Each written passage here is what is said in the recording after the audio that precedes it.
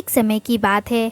एक बड़े शहर में दो सहेलियां रहती थी जिनकी ज़िंदगी दूसरों से काफ़ी अलग थी। उनका नाम माया और सौम्या था।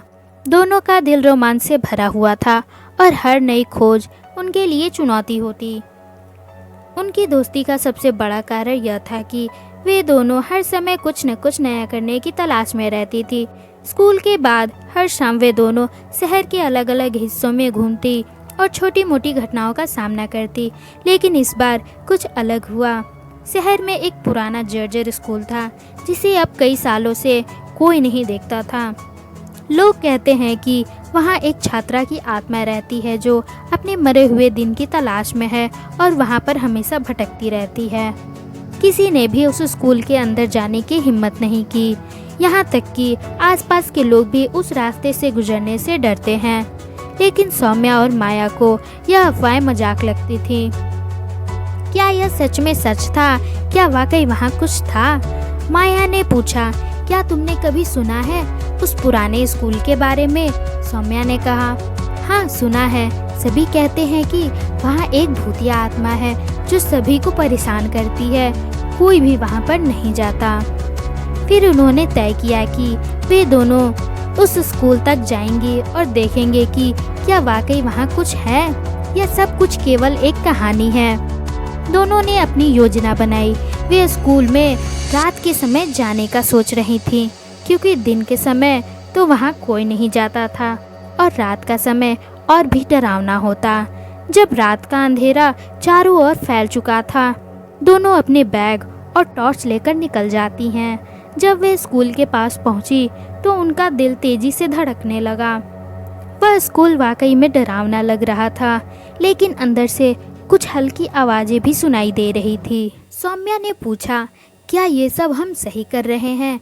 माया ने कहा, अब ये तो हमें अंदर जाकर ही देखना होगा। उन्होंने धीरे धीरे दरवाज़ा खोला और अंदर कदम रखा। अंदर का माहौल बहुत ही अजीब था। दीवारों पर सीलन और पुरानी टेबल पड़े थे। स्कूल के भीतर पूरी तरह से सन्नाटा हुआ था। सौम्या ने डरते हुए पूछा, क्या तुम यह आवाज़ सुन रही हो? माया ने कहा, हाँ लगता है कोई हमारे पास है।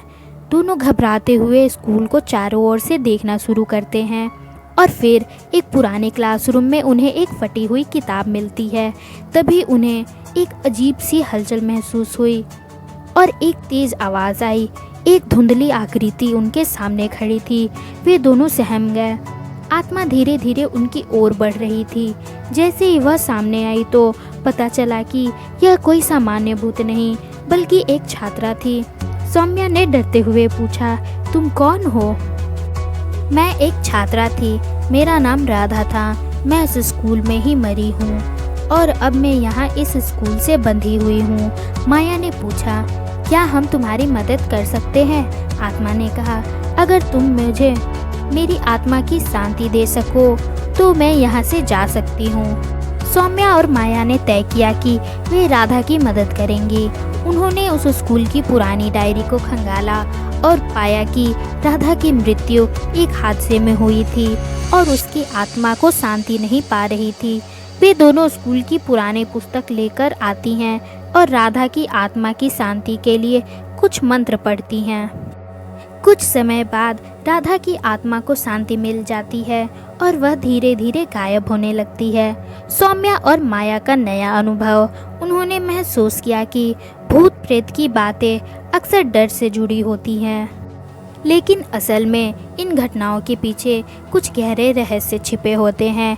इस प्रकार उन्होंने अपनी नई यात्रा की ओर कदम बढ़ाए, यह सोचते हुए कि हर रहस्य एक कहानी का हिस्सा होती है।